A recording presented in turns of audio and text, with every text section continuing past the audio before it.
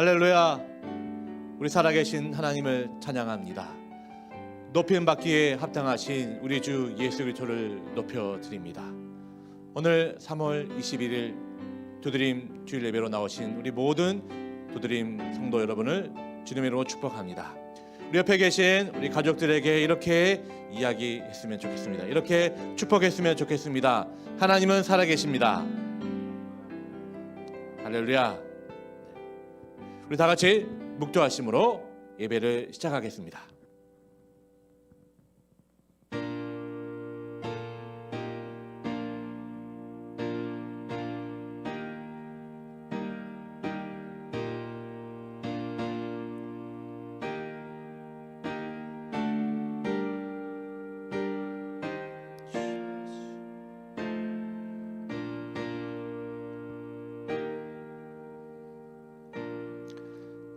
하나님이여, 주의 인자를 따라 내게 은혜를 베푸시며 주의 많은 긍휼을 따라 내 죄악을 지워 주소서.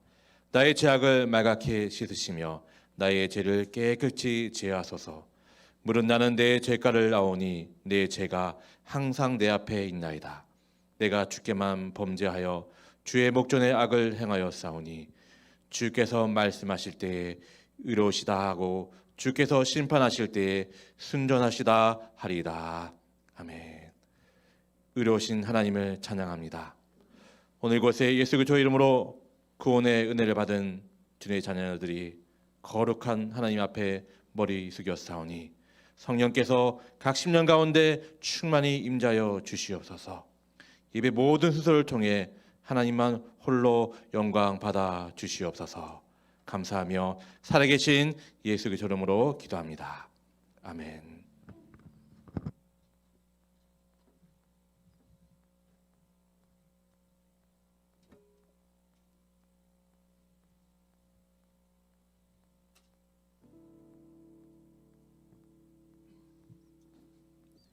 우리 함께 찬양하겠습니다.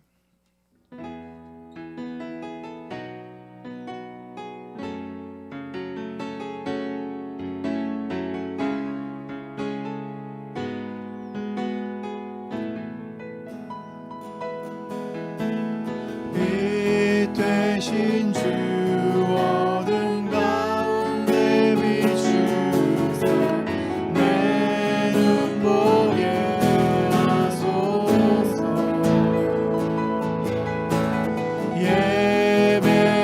예배하는 선한 마음 주시고 산소만이 되시네. 주를 경배하리 엎드려 절하며 고백해 주 나의 하나님. 사랑스러운 주님 존귀한 예수님 아름답고 놀라우신 주. 빛 대신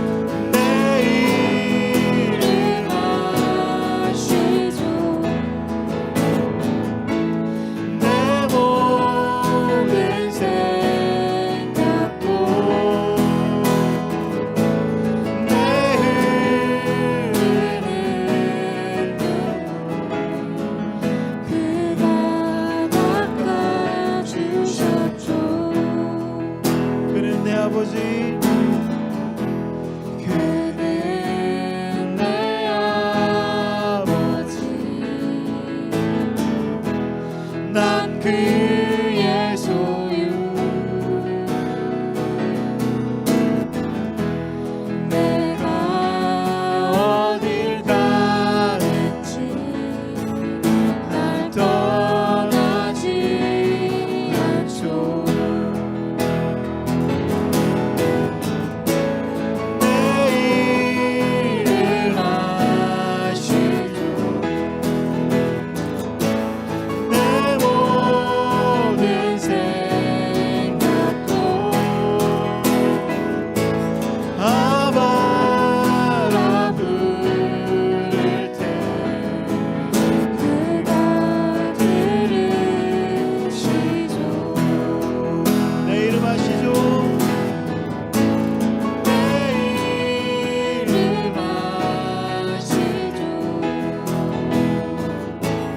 내 모든 생각도 내 흘리는 눈물 그가 닦아주셨죠.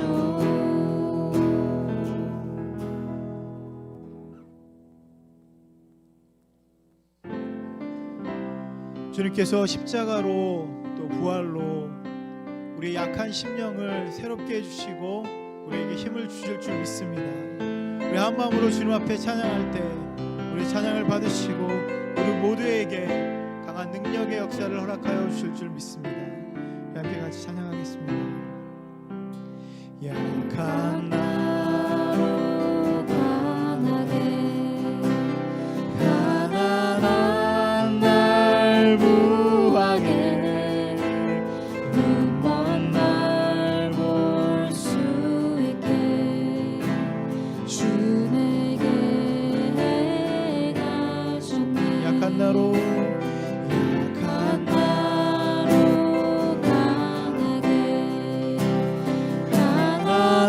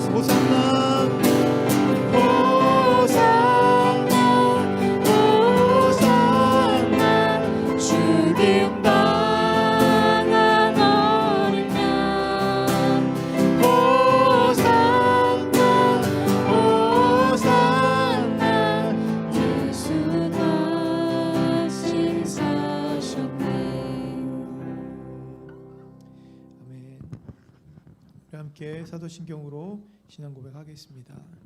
성부 하나님을 믿습니까? 나는 천지를 지으신 전능하신 하나님 아버지를 믿습니다. 성자 하나님을 믿습니까? 나는 그의 유일하신 아들 우리 주 예수 그리스도께서 성령으로 잉태되어 동정녀 마리아에게 나심을 믿습니다. 성자 하나님이 당신의 구원을 위해 하신 일을 믿습니까? 그는 본디오 빌라도에게 고난을 받으셔서 십자가에 못 박혀 죽으시고 장사된 지 사흘 만에 죽은 자 가운데서 다시 살아나셔서 하늘에 오르사 전능하신 하나님 아버지 우편에 앉아 계심을 믿습니다. 성자 하나님이 어떻게 오실 것을 믿습니까? 예수님이 하늘로부터 살아있는 자와 죽은 자를 심판하러 오실 것을 믿습니다. 성령 하나님을 믿습니까? 나는 성령을 믿으며 거룩한 공예와 성도가 서로 교통하는 것과 죄를 사함 받는 것과 몸이 다시 사는 것과 영원히 사는 것을 믿습니다. 아멘. 우리 함께 드려진 예물을 생각하며 주님 앞에 찬양하겠습니다.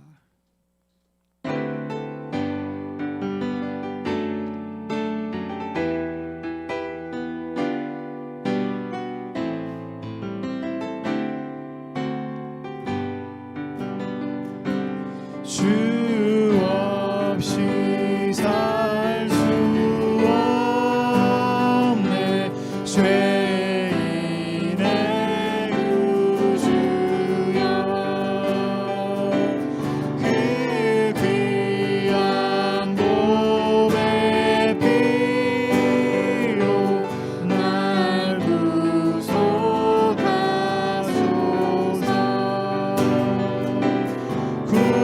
주의 사랑으로 흘리신 보혈이 내 소망 나의 위로 내 영광 됩니다. 주 없이 살 수 없네 나 혼자 못서리 힘없고 부족하여 지혜도 없도다 내 주는 나의 생명 또 나의 힘이라 주 이름을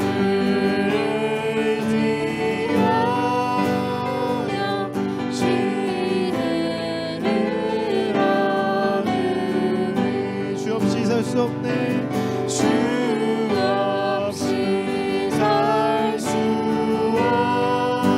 없네 세월이 흐르고 이 깊은 모독 속에 내 생명 끝나고 사랑은 풍랑일 때 날 지켜주시니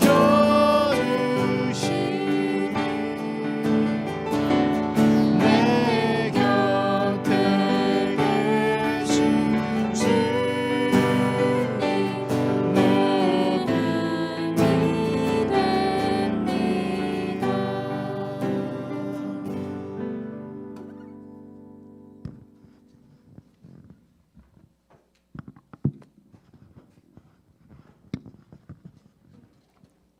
다 같이 기도하겠습니다.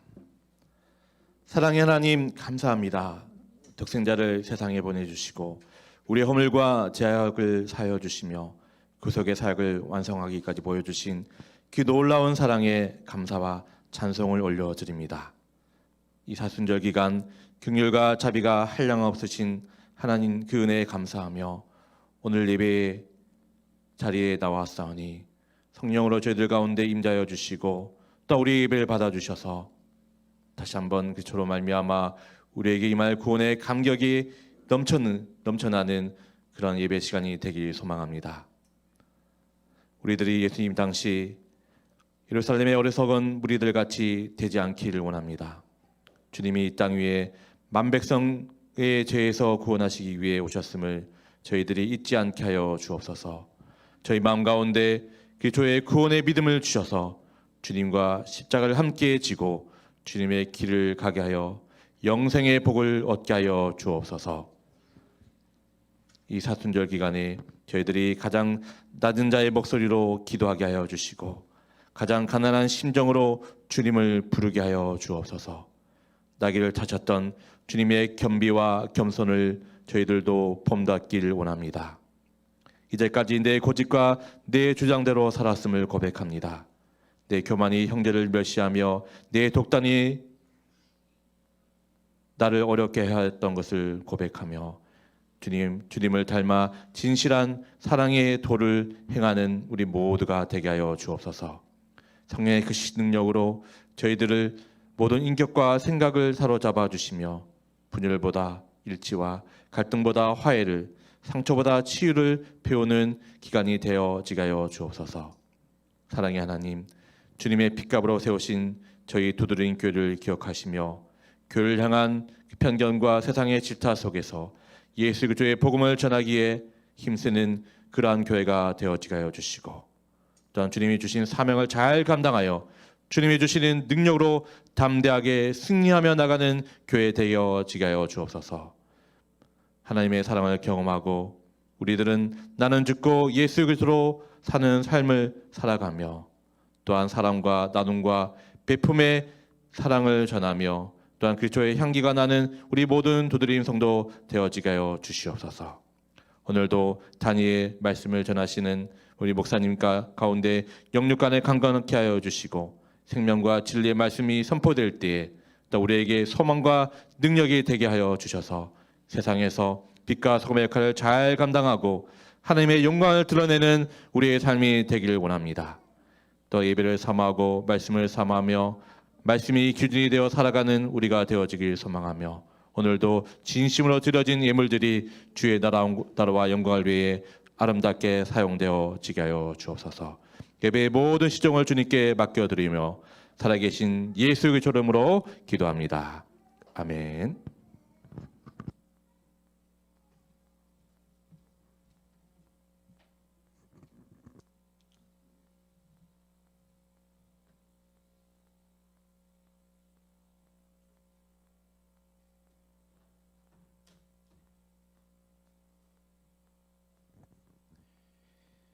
말씀 같이 보겠습니다. 마태복음 26장 20절부터 25절 그리고 30절부터 35절까지의 말씀입니다. 저와 여러분 한 절씩 교독으로 봉독하겠습니다. 저녁 때가 되어서 예수께서는 12 제자와 함께 식탁에 앉아 계셨다. 그들이 먹고 있을 때 예수께서 말씀하셨다. 내가 진정으로 너에게 말한다. 너희 가운데 한 사람이 나를 넘겨줄 것이다. 그들은 몹시 걱정이 되어 저마다 주님 나는 아니지요 하고 말하기 시작하였다. 예수께서 대답하셨다. 나와 함께 이 대접에 손을 담근 사람이 나를 넘겨줄 것이다. 인자는 자기에 관하여 성경에 기록되어 있는 대로 떠나가지만 인자를 넘겨주는 그 사람은 화가 있다. 그 사람은 차라리 태어나지 않았더라면 자기에게 좋았을 것이다. 예수를 넘겨줄 사람인 유다가 말하기를 선생님 나는 아니지요 하니 예수께서 그에게 내가 말하였다 하고 대답하셨다. 그들은 찬송을 부르고 올리브산으로 갔다. 그때 예수께서 제자들에게 말씀하셨다. 오늘 밤에 너희는 모두 나를 버릴 것이다. 성경에 기록하기를 내가 목자를 칠 것이니 양떼가 흩어질 것이다 하였다. 그러나 내가 살아난 뒤에 너희보다 먼저 갈릴리로 갈 것이다. 베드로가 예수께 말하였다. 비록 모든 사람이 다 주님을 버릴지라도 나는 절대로 버리지 않겠습니다. 예수께서 그에게 말씀하셨다. 내가 진정으로 내게 말한다. 오늘 밤에 닭이 울기 전에 내가 3번 나를 모른다고 할 것이다. 베드로가 애쓰게 말하였다. 주님과 함께 죽는 한이 있을지라도 절대로 주님을 모른다고 하지 않겠습니다. 그리고 다른 제자들도 모두 그렇게 말하였다. 아멘. 모태의 신앙으로 부모님의 신앙을 받아서 믿음이 갖게 된 것은 굉장히 저에게 축복입니다. 그럼에도 불구하고 저에게 있는 한 가지 안 좋은 그런 마음은 어렸을 때부터 교회는 당연히 가야 되는 것이었기 때문에 저희 마음 가운데 계속해서 영적인 공격들이 있었다라고 하는 것입니다. 아주 어릴 때부터 저의 마음에 정말로 하나님이 안 계신 건 아닐까? 정말로 하나님이 계시다면 왜 세상은 이렇게 힘들고 어려운 것일까? 왜 어려운 일들이 계속해서 반복적으로 일어나나라고 하는 그런 마음들, 그리고 혹시 다른 종교가 진짜가 아닌가라고 하는 그런 생각들, 여러분 그러한 공격들이 계속해서 끊임없이 저의 마음을 위태롭게 하고 저의 마음 가운데 아버지가 목사님임에도 불구하고 교회를 가고 싶지 않을 만큼 그런 생각이 들었던 그런 시간들이 있었다라고 하는 것입니다. 오늘 예수님의 제자들도 예수님을 배반하고 또 여러분 하나님의 그 구원을 이미 누렸던 그 이스라엘 백성들도 광야에서 그들이 하나님을 배반했던 그런 일들이 있지 않습니까? 여러분 이런 것들을 볼 때 누구에게나 안전지대는 없다. 아버지가 목사님임에도 불구하고 그리고 예수님의 제자들임에도 불구하고 하나님의 그 놀라운 구원을 경험했던 그 백성들이라고 할지라도 그들 가운데 영적인 공격들이 있고 그들의 신앙과 그들의 마음이 위태로워졌던 일들이 분명하게 있었다라고 하는 것입니다. 결국 우리 집이 어떻게 믿고 내가 그동안 어떻게 믿었고 그리고 우리 집안이 어떠한 집안인지 여러분 이것은 별로 중요한 것이 아닙니다. 현재 나의 모습이 하나님과의 그 관계가 어떤지가 더 중요하다라고 하는 것입니다. 다시 말하면 지금까지의 그것들을 생각하는 것이 아니라 지금 내가 하나님과의 어떤 관계를 갖고 있는지를 항상 돌아보면서 우리가 그런 위태롭고 연약한 존재임을 깨닫고 하나님 앞에 우리의 마음을 계속해서 드리며 주님이 우리에게 주신 그 십자가를 지면서 주님을 따라가는 것이 가장 중요하다라고 하는 것입니다. 본문에 등장하고 있는 이 가룟 유다는 십자가 사건 전후에 가장 먼저 예수님을 배반했던 그리고 돈을 받고 예수님을 팔아 넘겼던 그런 사람입니다. 그 유다를 보면서 어떻게 저렇게 할 수 있을까 이런 생각들을 했습니다. 여러분 당시에 유대인들이 원하고 기대하고 바라던 그런 메시아상이 분명하게 있었습니다. 그 메시아상은 정치적으로 군사적으로 그렇게 생각하고 있었다라고 하는 것입니다. 예수님이 메시아가 우리 가운데 오면 정치적으로 군사적으로 모든 것을 다 쓸어버리고 그 절대 권력을 차지해서 지금까지 있었던 모든 것들 가운데 힘들고 어려운 것들을 다 없애버리고 풍요롭고 행복하게 기쁨으로 잘 살 수 있게 만들어줄 것이다 라고 하는 바로 그러한 생각들을 그들이 갖고 있었다라고 하는 것입니다.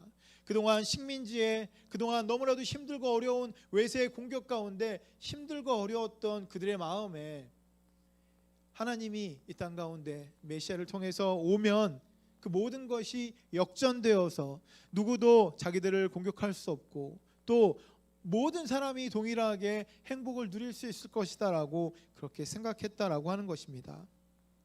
여러분 그렇기 때문에 당연히 제자들도 그들의 마음 가운데 예수님이 이제 예루살렘에 입성하기만 하면 모든 것이 바뀔 것이다라고 그렇게 생각하지 않았겠습니까? 제자들의 마음 가운데 이제 예루살렘에 입성만 하면 끝난 것이다. 모든 것이 끝났다. 정치적으로 영향력이 있는 그 사람들을 몰아내고 이제 자신들도 한 자리씩 차지할 것이다라고 그런 마음들을 그들이 갖고 있었다라고 하는 것입니다. 그래서 여러분 제자들 가운데 요한과 야고보의 어머니가 예수님에게 와서 나중에 그런 일이 있으면 우리 아들들을 그런 자리에 잘 부탁합니다라고 청탁까지 했던 그 일들이 성경 말씀에 나오고 있지 않습니까? 여러분 제자들이 이러한 생각들을 하다 보니까 그들의 마음 가운데 그러한 마음으로 가득 차 있다 보니까 그들의 마음 가운데 이런 혼란이 왔다라고 하는 것입니다. 그 당시에 있는 그 권력들을 몰아내도 시원치 않은데, 완전히 없애버리고 새로운 것들을 만들어도 시원치 않은데, 오히려 예수님께서는 이제 곧 내가 십자가에 달려서 죽게 될 것이다, 그냥 죽는 것이 아니라 십자가에 달려서 처참하게 많은 사람들의 조롱거리 가운데 죽게 될 것이다 말씀하신 그 말씀을 듣고 제자들은 너무나도 혼란스럽고 너무나도 당황했을 것입니다. 예수님께서 예루살렘에 입성하셔서 권력자들을 몰아낼 생각을 하지 않고 자꾸만 다른 이야기만 하시기 때문에 그렇습니다. 그래서 마태복음 26장 2절에 보게 되면 너희가 아는 대로 이틀이 지나면 유월절인데 인자가 넘겨져서 십자가에 달릴 것이다라고 그렇게 선언을 하는 것입니다. 제자들 앞에 이제 곧 예루살렘에 도착하면 모든 것을 쓸어버리고 내가 너희들을 새롭게 해줄 것이다라고 이야기하신 것이 아니라 이제 곧 이틀이 지나면 유월절인데 인자가 넘겨져서 십자가에 달려서 죽게 될 것이다라고 그렇게 말씀하고 있는 것입니다. 여러분, 그리고 마태복음 26장 12절에 보게 되면 이 여자가 내 몸에 향유를 부은 것은 내 장례를 치르려고 한 것이다라고 그렇게 말씀합니다. 어떤 여인이 와서 예수님에게 향유를 바르고 붓는 그런 일들을 통해서 예수님께서 내가 곧 죽게 될 것이다라고 그 모든 사람들 가운데 선언하고 있는 것입니다. 이제 곧 왕이 되는 것이 아니라, 이제 곧 모든 것을 바꾸어 버리는 것이 아니라, 이제 새로운 세상이 오는 것이 아니라 자꾸만 예수님은 죽는다라고 그렇게 말씀하시는 것입니다. 그러니까 여러분, 자기들이, 그 제자들이 그동안 기다렸던 메시아랑 너무 다르다는 생각을 합니다. 그 중에 유다는 저 사람은 메시아가 아니야, 저 사람은 그동안 내가 기다렸던 메시아가 아니야 라고 그렇게 제일 먼저 생각했습니다. 그래서 이 유다는 그 길로 대제사장을 찾아가서 이렇게 이야기를 합니다. 15절, 마태복음 26장 15절을 보게 되면 이렇게 말하였다. 내가 예수를 여러분에게 넘겨주면 여러분은 내게 무엇을 주실 작정입니까? 그들은 유다에게 은돈 30입을 셈하여 주었다. 예수님에 대한 그런 배반, 그 실망과 좌절, 이런 마음이 그 가운데 들어갔을 때 이 유다의 마음 가운데 크게 실망하고 크게 좌절하고 이 모든 것은 이제 끝났어, 아무것도 할 수 없어라고 그런 생각이 들자마자 예수님을 배신하고 예수님 가운데 그동안 자신이 그 얻지 못했던 그것들을 보상받으려고 그렇게 했다라고 하는 것입니다. 여러분, 이 모습을 보면서 어떻게, 아무리 그렇다고 할지라도, 아무리 실망하고 아무리 힘들었다고 할지라도 3년간이나 따라다니면서 여러 가지 많은 것들을 경험하지 않았겠습니까? 예수님의 놀라운 기적들을 보게 되고 예수님께서 하신 그 너무나도 주옥 같은 그 말씀들을 들으면서 어떻게 그것들을 경험한 사람이 예수님을 배반할 수 있었을까? 여러분, 실제로 유다는 굉장히 악한 사람이었기 때문에 그렇습니다. 오늘 본문 21절 22절에 주님과 제자들이 마지막으로 만찬을 나누는 그런 장면이 등장을 합니다. 주님께서 너희 가운데 한 사람이 나를 넘겨줄 것이다 라고 그렇게 말씀하시니까 제자들이 깜짝 놀라서 주님 나는 아니지요 라고 그렇게 되묻는 것이 바로 21절과 22절에 등장을 합니다. 그때 여러분, 이 유다는 잽싸게 자신의 그 손을 음식에다 넣는 그 행동을 합니다. 당연히 자신이 예수님을 팔아 넘겼다라고 하는 것을 자기가 알고 있기 때문에 그 순간을 모면하려고 했던 것입니다. 주님께서 그 생각을 하시고 주님 나는 아니지요 라고 묻는 그 제자들 앞에서 나와 함께 이 대접에 손을 담근 사람이 나를 넘겨줄 것이다 라고 그렇게 다시 한번 말씀하십니다. 여러분, 그러자 오늘 본문을 보게 되면 이 가룟 유다가 너무나도 능청스럽게 선생님 나는 아니지요 하고 그렇게 되묻습니다. 얼마나 가증스러운 그런 모습입니까? 이미 유다는 대제사장에게 받은 은 30냥이 자기의 손 주머니에 있었습니다. 그것을 붙잡고 그것을 자기가 가지고 있으면서도 선생님 나는 아니지요라고 그렇게 묻고 있다라고 하는 것입니다. 얼마나 악한 그런 사람입니까? 가룟 유다는 돈을 너무나 많이 밝혔던 그런 사람입니다. 여러분 본문의 앞을 보게 되면 한 여인이 옥합을 깨트려 주님께 향유를 붓는 장면 아까 우리가 읽은 것처럼 있습니다.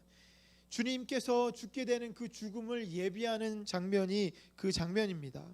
근데 여러분 그때 이 제자들이 화를 내는 그 장면도 함께 등장을 합니다. 화를 내면서 왜 이 비싼 것을 허비하느냐? 이것들을 차라리 팔아서 가난한 사람들에게 나눠주면 더 좋았을 것을. 여러분 그렇게 이야기하지 않습니까? 근데 요한복음에는 이 똑같은 장면에서 가룟 유다가 그것을 막 길길이 뛰면서 이렇게 얘기를 합니다. 향유를 300데나리온에 팔아서 가난한 자들에게 줄 수도 있는데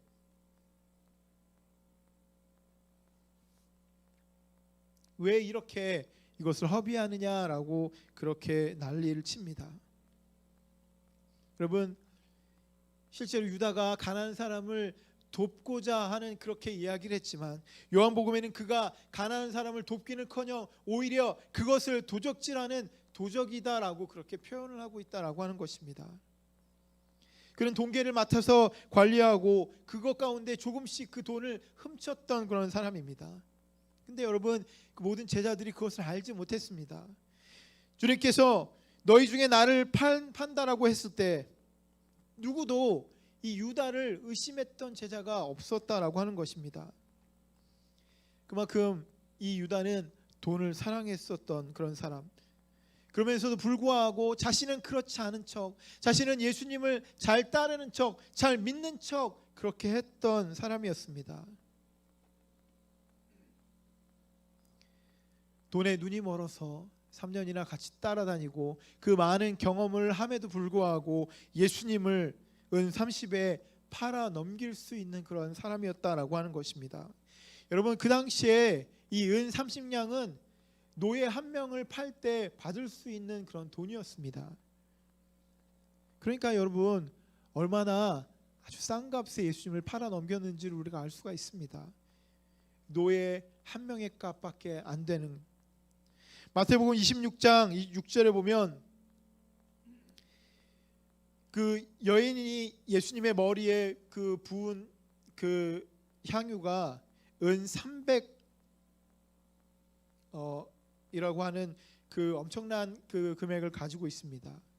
이 여인은 예수님의 머리에 붓는 그 향유를 300데나리온이라고 하는 엄청난 돈임에도 불구하고 그의 머리에 붓는 것을 아까워하지 않을 만큼 예수님을 사랑하고 예수님의 그 죽음을 준비했는데 여러분 이 가룟 유다는 겨우 은 30에 예수님을 팔아 넘겼다라고 하는 것입니다. 그는 돈을 사랑하고 실제로 예수님을 믿지 않았다라고 하는 것을 분명히 알 수 있습니다.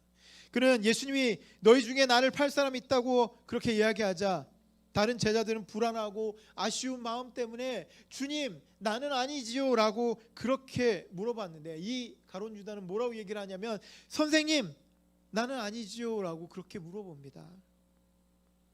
모든 제자들이 예수님을 주님으로 그렇게 생각하며 질문하는데 가룟 유다는 그저 다른 그 번역을 보게 되면 랍비, 선생 이 정도로밖에 생각하지 않았다라고 하는 것입니다.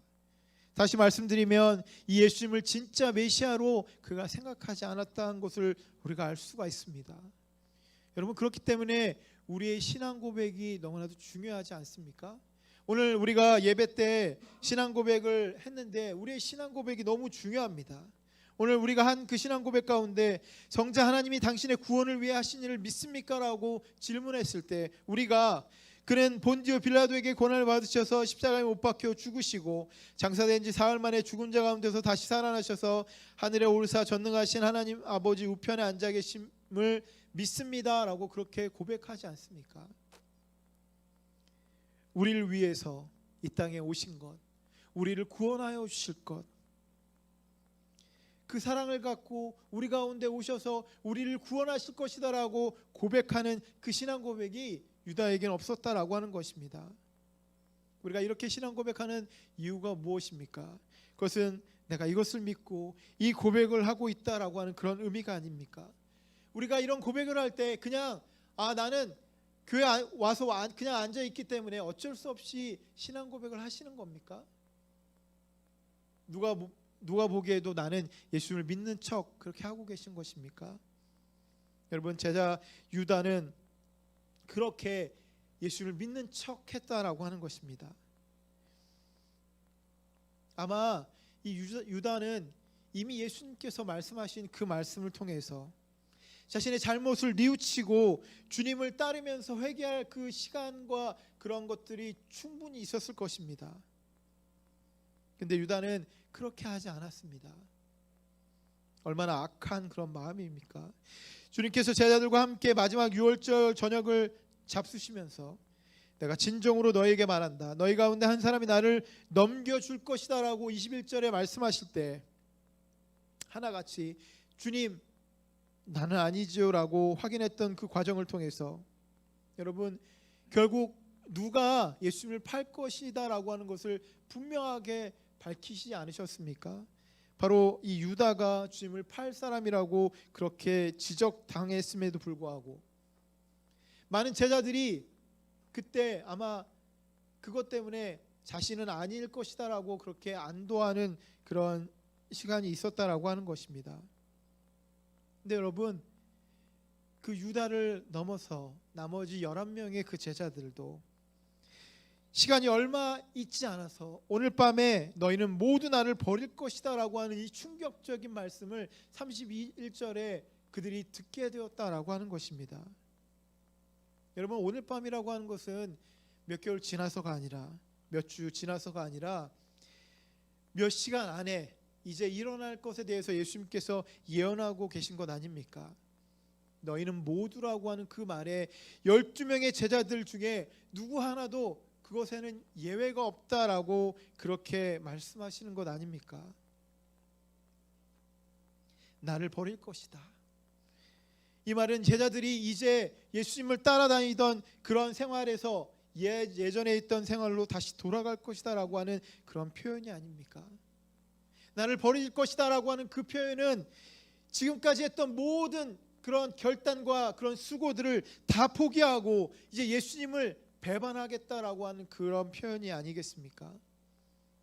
여러분, 유다는 적극적으로 돈을 받고 예수님을 팔아넘겼던 적극적인 배신자였고, 다른 11 제자들은 3년이나 예수님을 따라다녔음에도 불구하고 주님께서 그 십자가를 왜 지시는지, 주님께서 왜 십자가에 달려서 돌아가시는지 여러분, 그것을 전혀 이해하지 못하고 오히려 그들이 받게 되는 그 고난에 그들은 위협을 느끼고, 그리고 이 모든 것이 없어져 버릴 것이다라고 하는 그런 두려운 마음 때문에 주님을 모른다라고 그렇게 뿔뿔이 흩어졌던 그런 소극적인 배신자들이 아니었습니까? 주님은 이 제자들이 다 주님을 버릴 것이다라고 예언하셨는데 왜 제자들이 주님을 배신하게 될 것이다라고 그렇게 생각을 하셨겠습니까? 여러분, 제자들의 꿈과 소망이 예수님과 틀렸기 때문이 아니겠습니까?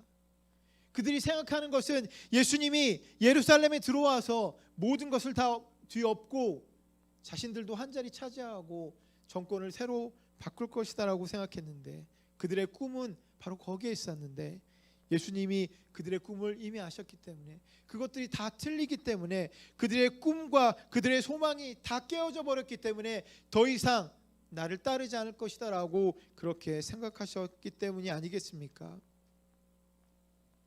엄청난 기대를 걸고 자신의 가정들도 다 내려놓고 주님을 그렇게 3년간이나 따라다녔던 그들 가운데 예수님이 곧 죽게 된다라고 하는 그것이 얼마나 크게 그들을 실망시키고 그들을 당황하게 만들지 예수님이 알고 계셨다라고 하는 것입니다.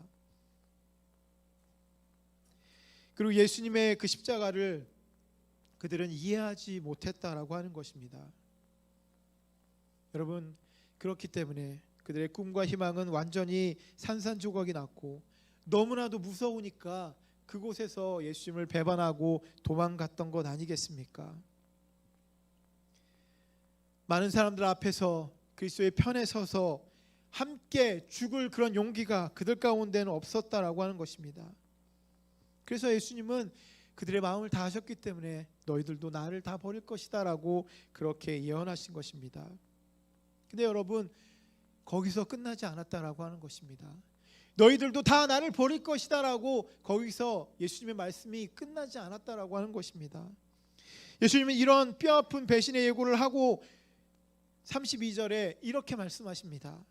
그러나 내가 살아난 뒤에 너희보다 먼저 갈릴리로 갈 것이다 라고 그렇게 선언하셨다라고 하는 것입니다. 여러분, 내가 살아난 뒤라고 하는 것은 십자가에 달려 죽는 것이 곧 모든 것이 끝나는 것이 아니다라고 하는 것을 분명하게 말씀하시면서 예수님이 다시 부활하셔서 우리와 함께 하실 것이다, 그 제자들과 함께 하실 것이다 라고 그렇게 선언하고 있는 것 아니겠습니까? 그들에게 다른 꿈과 다른 미래를 그들에게 주시는 것 아니겠습니까? 여러분, 어떻게 보면 예수님을 철저하게 배반하고 철저하게 부인하고 예수님을 철저하게 떠나고 있는 그들을 예수님이 먼저 용서해 주시겠다, 예수님의 그 사랑을 보여주시겠다라고 그렇게 말씀하고 있는 것이 아니겠습니까? 여러분, 아마 그때까지 예수님이 십자가에 달려 돌아가실 때까지 아니면 그 후에도 제자들은 예수님이 부활하실 것이다라고 하는 것을 아마 전혀 상상하지 못했을 것입니다. 전혀 생각하지도 못했고 느끼지도 못했을 것입니다. 그런데 그러한 제자들에게 내가 부활해서 내가 너희들을 다시 만날 것이다라고 그렇게 말씀하고 있는 것입니다. 주님의 눈을 볼 때 다른 11명의 제자들은 배신으로 끝나버리지 않을 것이다라고 분명히 생각하셨던 것입니다. 어떻게 보면 예수님을 모른다, 예수님을 버린다라고 하는 그러한 배신의 그 과정을 통해서 오히려 그들의 마음이 연단이 되고 예수님께서 다시 부활하셨을 때 성령을 통해서 그들을 붙잡아 주실 것이다라고 하는 것을 분명히 알고 계셨기 때문에, 그리고 그들이 다시 제자의 그 길을 걷고 그들이 그 사명을 완수할 것이다라고 생각하셨기 때문에 이렇게 말씀해주고 있는 것 아니겠습니까? 여러분, 비록 배신자 제자들이지만 성령을 통해서 연단되면 하나님의 큰 뜻을 이룰 수 있다라고 하는 것, 충성된 종으로 평생 그 사명을 감당할 것이다라고 하는 것, 주님께서는 그들을 다시 사용하시고 그들을 통해서 하나님의 놀라운 일들을 이 땅 가운데 이루시고자 하는 그 큰 계획을 가지고 계셨다라고 하는 것입니다. 여러분, 사실 배신은 절대로 용서할 수 없는 것 아니겠습니까? 우리가 영화나 뭐 이런 것을 보게 되면 마피아나 조폭이나 야쿠자들을 보게 되면 자신들의 조직을 배신한 그 사람을 절대 용서하지 않습니다. 다 죽음으로 끝나는 것들을 우리가 보지 않습니까?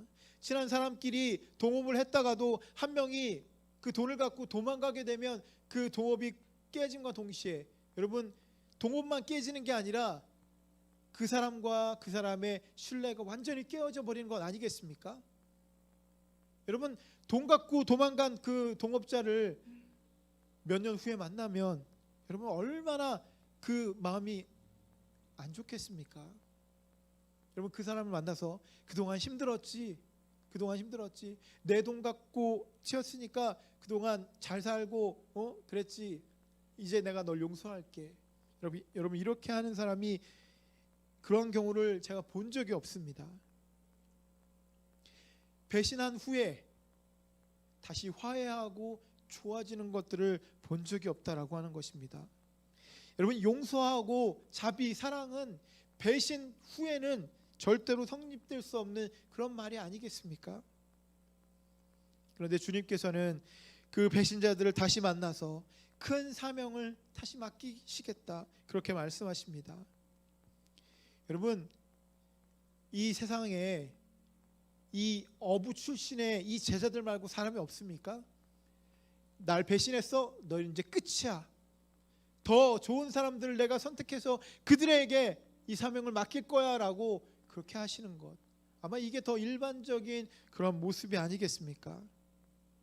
그래도 불구하고 주님은 그들에게 다시 그 사명을 맡기겠다 그렇게 말씀하고 있는 것입니다. 여러분, 유다와 틀리게 다른 11명의 그 배신의 그 예언을 하시면서 이 모든 과정 이후에 그들이 예수님의 그 부활을 통해서 새로워질 것을 그대로 보여주고 있는 것입니다. 여러분, 유다는 그 배신 가운데 완전히 사라져 버렸지만 그 11명의 그 제자들은 배신 이후에 오히려 예수님의 그 부활을 통해서 하나님의 놀라운 역사들을 이룰 수 있는 그 사람들로 세워주시고자 하는, 어떻게 보면 여러분 오늘 본문에 예수님은 그 모든 사람들 가운데 또 오늘 우리에게도 부활의 모습을 보여주고 싶으셨기 때문에 이렇게 말씀하시는 것 아니겠습니까? 결국은 예수님께서 부활하셔서 시리에 차서 절망 가운데 아무것도 할 수 없었던 그 제자들의 어깨를 토닥여주고 그들을 다시 일으켜 세워주시는 것, 그들을 구원하시고 그들을 해방시켜 주시고 그들에게 평안을 줄 수 있는 것, 여러분 이것이 주님께서 우리에게 보여주고 싶으셨던 그런 주님의 말씀이 아니겠습니까? 여러분, 부활로 인하여서 뿔뿔이 흩어졌던 그 제자들을 다시 모으고 배반했던 그 제자들이 주님 앞에 철저하게 회개하게 하고, 그리고 그 맡겨진 그 사명을 감당할 수 있도록 성령을 그들 가운데 보내주시는 그런 놀라운 역사가 이루어졌다라고 하는 것입니다. 그리고 결과적으로 부활 후에 예수님께서 그들을 다시 만나 주셔서 마태복음 28장 19절에 그러므로 너희는 가서 모든 민족을 제자로 삼아서 아버지와 아들과 성령의 이름으로 세례를 주고, 이러한 그 위대한 사명을 그들 가운데 허락해 주셨다라고 하는 것입니다. 아까도 말씀드렸듯이 오순절에 성령이 그들 가운데 임해서 그들이 권능을 받고 땅 끝까지 그 놀라운 그 복음을 증거하는 사람이 되었다라고 하는 것입니다. 여러분, 예수님의 너희는 모두 나를 버릴 것이다라고 하는 이 충격적인 그 선언 이후에 이러한 일들이 일어났다라고 하는 것입니다. 근데 여러분, 이런 충격적인 선언에 가장 먼저 응답한 사람이 누군지 아십니까? 바로 성질이 급한 베드로가 제일 먼저 응답했습니다. 이 베드로가 뭐라고 얘기를 하냐면, 비록 다 주님을 버릴지라도 나는 절대로 주님을 버리지 않겠습니다라고 그렇게 이야기합니다. 너무나도 지나치게 그가 장담하고 있는 것입니다. 다른 제자들은 아마 그들이 예수님을 버릴 수도 있을 것 같긴 한데 자신은 절대로 그렇지 않을 것이다라고 그렇게 장담하고 있는 것입니다. 여러분, 이것이 바로 그 베드로에게 있었던 그런 교만이 아닙니까? 오늘 예수를 믿는 믿음의 사람들 가운데 있는 교만이 이런 것 아니겠습니까? 다른 사람은 몰라도 나는 절대로 주님을 떠나지 않고 나는 주님을 붙잡고 의지하겠습니다.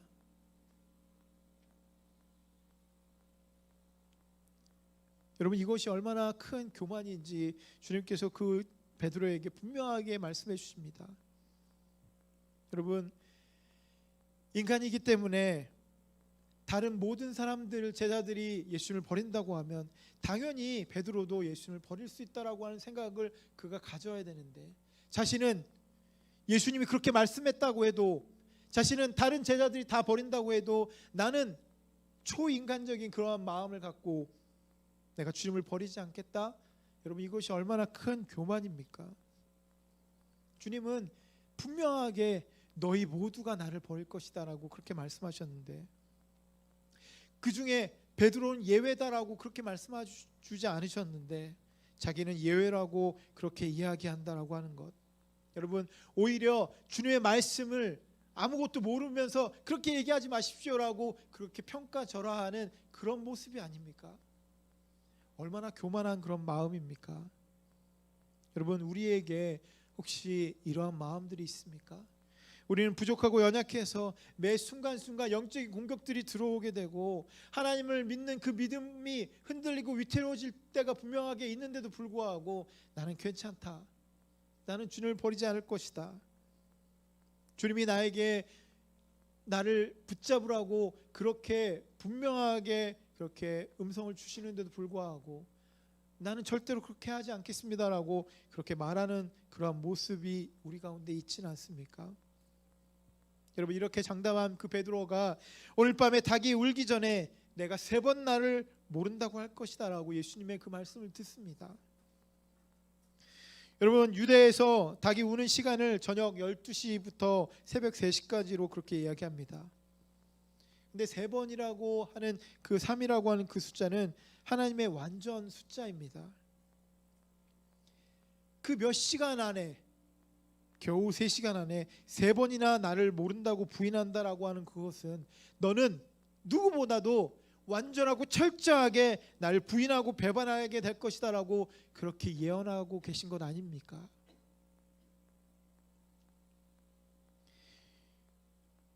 오늘 이 말씀을 함께 묵상하는 저와 여러분 모두에게, 여러분, 우리가 이 말씀을 들으면서 어떤 생각들을 해야만 합니까? 우리는 부족하고 우리는 언제든지 넘어질 수 있고 우리는 아무것도 아닌 그런 연약한 존재임을 우리가 분명하게 깨달아야만 된다라고 하는 것입니다.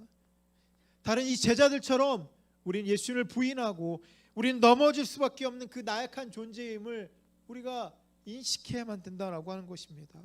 우리의 연약함을 인정할 때 우리에게 강함을 주시는 그 주님을 더 붙잡지 않겠습니까? 나를 믿지 말고 나를 다 내려놓고 나는 너무나도 연약하니까 주님 나를 붙잡아 주시옵소서, 주님 앞에 매달릴 수 있는 그런 사람으로 우리가 살 수 있지 않겠습니까?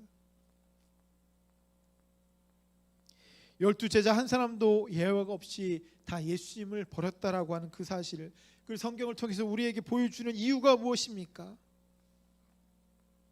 여러분, 주님을 배반했던 그 제자들과 같이 오늘 우리도 그렇게 될 수밖에 없는 연약한 존재임을 우리에게 보여주고 있는 것 아니겠습니까? 연약하지만 주님이 우리 가운데 우리를 찾아와 주셔서 우리를 붙잡아 주시고 우리를 강하게 만들어 주신다라고 하는 것, 여러분, 이것을 우리가 믿고 의지하는 것입니다. 사순절 기간에 우리가 십자가를 생각하면서 내가 주님을 따라가는 것, 그 십자가를 지고 주님을 따라간다라고 하는 그것은 무엇이냐면 나를 내려놓고 나를 부인하고 주님의 십자가를 붙잡고 주님이 주시는 그 힘과 능력으로 그 길을 갈 수 있다라고 하는 그런 의미입니다. 주님께서 우리에게 하늘나라에 초점을 맞추어서 살기를 원하십니다. 세상에 초점을 맞춰서 세상에 있는 그러한 방법과 마음으로 내가 가진 그런 지혜로 세상을 살라고 하는 것이 아니라 하늘나라에 초점을 맞추고 살라고 주님께서 우리에게 그렇게 말씀하고 있는 것입니다. 우리의 마음과 신앙은 세상이 평탄하고 평안하면, 모든 것들이 잘 되면 믿음도 괜찮은 것 같이 그렇게 진행되지만 내 인생에 위기가 오게 되면 우리는 언제든지 주님을 버릴 수밖에 없는 그런 존재라고 하는 것. 여러분, 내가 세상적으로 얻고자 하는 그런 욕심이 채워지지 않으면 여러분, 하나님을 멀리할 수도 있는 바로 그러한 존재라고 하는 것을 우리가 생각해야 되지 않겠습니까?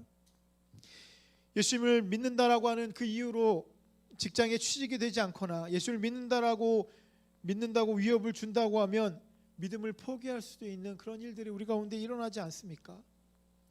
제가 어떤 분을 기억하는데 그분이 아주 조그마한 교회에 나오고 있으니까 자기 비즈니스에 전혀 도움이 안 된다라고 그렇게 불평을 늘어놓습니다.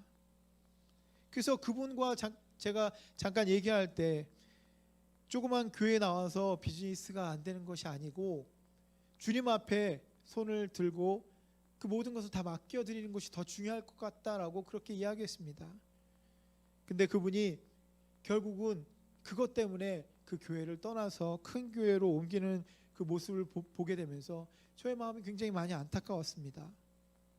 여러분, 우리가 예수를 믿는 이유가 비즈니스 때문입니까?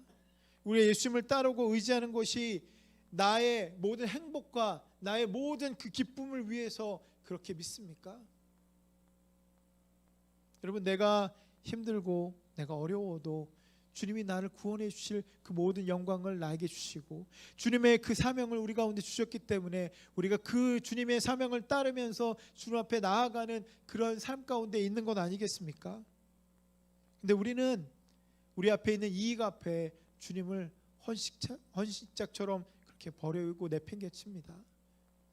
주님을 믿는다라고 하는 이유 때문에 나에게 불이익이 조금이라도 오면 주님을 언제든지 떠날 수 있는 준비가 되어 있는 사람처럼 우리가 그렇게 살고 있지 않습니까? 오늘 주신 본문에서 우리들에게 감동을 주는 것은 주님께서는 주님을 배신한 그 제자들을 포기하지 않으셨다라고 하는 것입니다. 그들을 용납하시고 다시 큰 일을 그들에게 주셔서 그들이 엄청난 일을 할 수 있도록 그렇게 만들어 주셨다라고 하는 것입니다. 여러분, 그렇다면 우리도 그러한 모습으로 주님을 믿고 의지하며 살아야 되지 않겠습니까? 조그만 어려움이 있어도, 조그만 힘든 일이 있어도 주님을 내팽개치는 것이 아니라, 여러분, 그 힘든 모든 것들을 다 감당하고 주님을 끝까지 붙잡으면서 주님, 나를 이길 수 있도록, 나를 참을 수 있도록 그렇게 만들어 주시옵소서. 그리고 혹시나 나에게 안 좋게 한 그 모든 사람들을 용서할 수 있는 그런 사랑을 나에게 허락해 주시옵소서. 예수님을 믿고 있는데도 불구하고 나에게 조금만 안 좋게 한 그 사람에게 나도 똑같이 그렇게 하는 그런 모습들이 우리 가운데 있지 않습니까?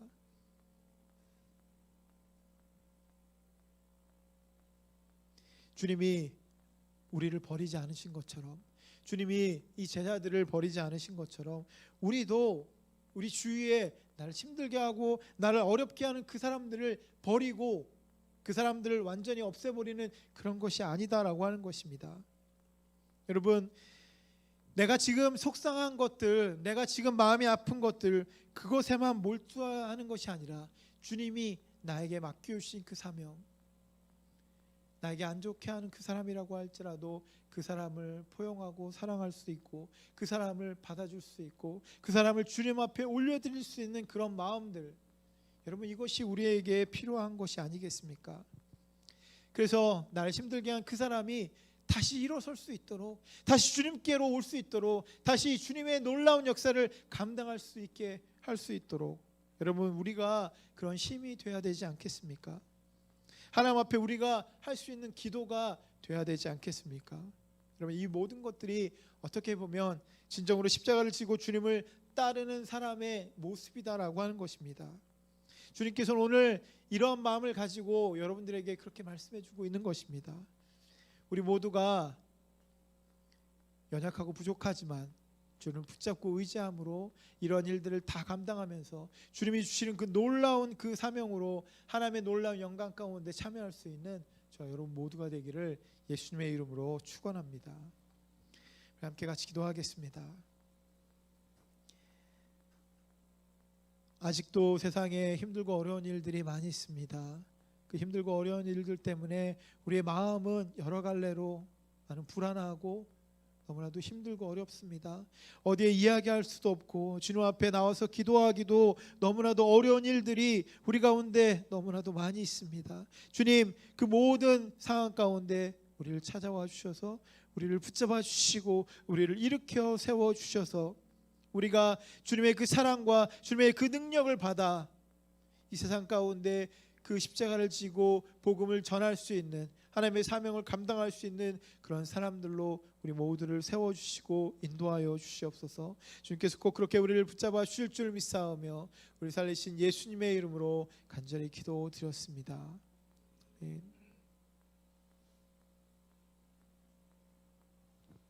우리 함께 같이 찬양하겠습니다.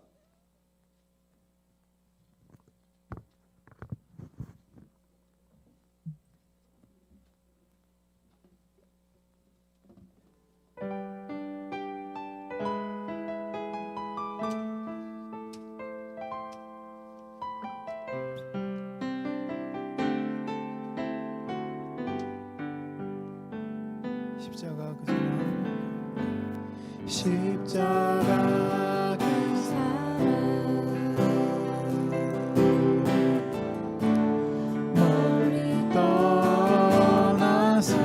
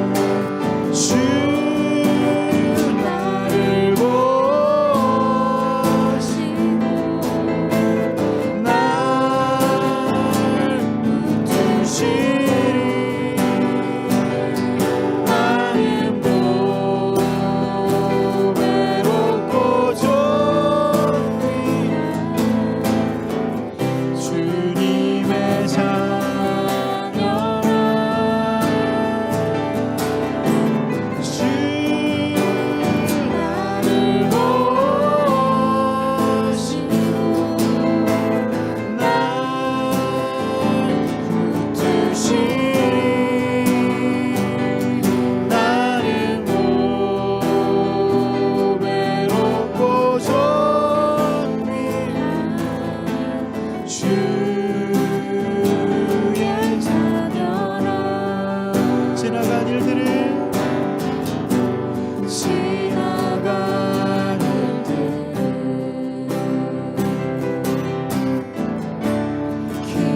기억하지 않고 이전에 행한 모든 생각지 않으니 사망과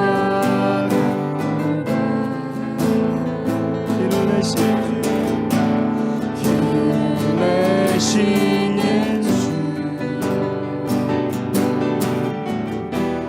내 안에 새 일행하신 주만 바라보리라 주 나를 보시고 날 붙드시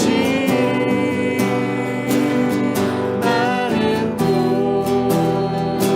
외롭고 존귀한 주님의 자녀라 주 나를 보시고 날 붙드시니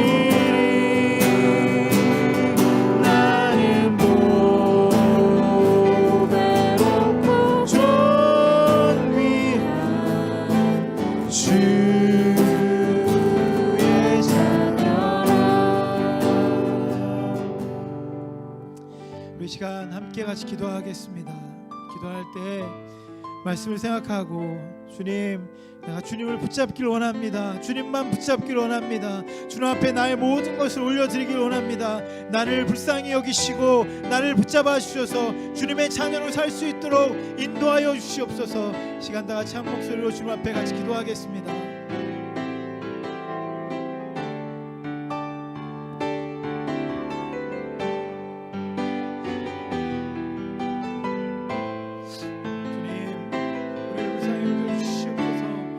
놀라우신 능력으로 우리를 이끌어 주시옵소서. 우리는 연약하고 우리는 아무것도 아닙니다.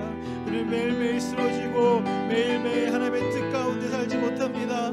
아버지 주님, 나를 불쌍히 여겨주시고 나를 긍휼히 여겨주시고 나의 주님 앞에 내가 주님을 따르는 그런 사람이 되길 원합니다. 시간 아버지 앞에 고백하며 주님 앞에 나아가실 수 있도록 아버지 주님의 마음을 우리 가운데 허락하여 주시옵소서. 주님의 마음을 아버지 앞에 나아가며 결단할 수 있도록 인도하여 주옵소서. 이 세상이 아니라 주님을 바라보며 나아갈 수 있는 그 마음들을 허락하여 주옵소서. 하늘의 은혜와 하나님의 놀라우신 능력이 우리 모든 심령 가운데 우리를 새롭게 하고 우리를 새롭게 하여서 하나님의 역사 가운데 우리를 이끌어 주시기를 간절히 원합니다. 아버지 주님, 우리를 불쌍히 여겨주시고 우리를 붙잡아 주시옵소서. 세상 가운데 우리가 있는 것이 아니라 주님이 우리 가운데 있고 주님이 우리를 인도하여 주시고 주님 앞에 순종하며 주님 앞에 나아갈 수 있도록 인도하여 주옵소서. 하나님의 놀라우신 그 마음으로 주님 앞에 나아갈 수 있는 우리 모두로 주님 우리를 살아주시고 인도하여 주시옵소서.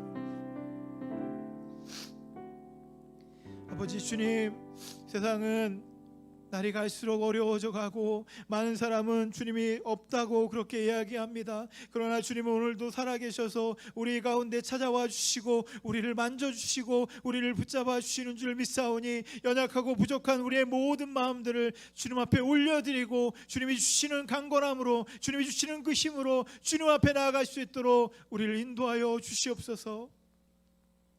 이제는 우리 주 예수 그리스도의 은혜와 하나님 아버지의 극진하신 사랑하심과 성령님의 감화 감동 충만하신 은혜가 주님 앞에 우리의 모든 것을 올려드리고 주님이 주시는 그 힘을 받아 주님 앞에 나아가기를 원하는 모든 심령 위에 이제로부터 영원토록 함께하여 주시기를 간절히 축원하옵나이다.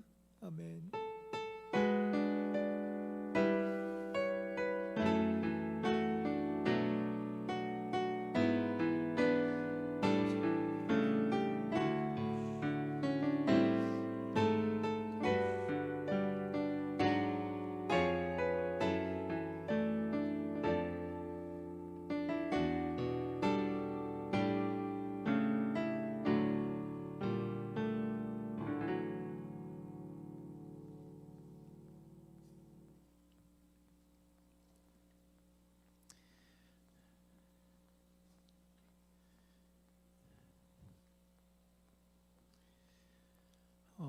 감사합니다. 오늘 예배에 온라인과 오프라인으로 참여해 주신 모든 분들 주님의 이름으로 환영하고 축복합니다. 오늘 또 특별히 JNC 솔루션에 또 그 운영하시는 그 옥서정 집사님께서 이렇게 참여해 주셔서 또 여러 가지 이렇게 해주셔서 너무 감사드립니다. 2월 17일부터 4월 3일까지 사순절 기간을 지나고 있습니다. 우리 사순절 기간 동안 예수님의 십자가를 생각하고 또 그 고난에 동참할 수 있는 저 여러분 모두가 될 때 그 십자가가 결코 부담스럽지 않은 우리의 은혜와 축복이 됨을 믿고 주님 앞에 나아가는 저와 여러분 모두가 되었으면 좋겠습니다. 토요일 날 새벽 예배에 매주 우리가 있으니까 함께 와서 예배하시고 또 기도하시고 또 특별히 이제 고난 주간이 있습니다. 고난 주간에 우리가 또 고난 주간 특별 새벽 예배 있으니까 이제 그 공지 나가면 또 여러분 같이 참여해 주시고 또 같이 기도하고 주님 앞에 나갈 수 있는 시간이 되었으면 좋겠습니다. 그리고 3월 28일 날 주일 날 우리가 설립 3주년 기념 예배를 드리는데 그때 또 특별히 우리 감독님께서 오셔서 또 말씀을 전해 주십니다.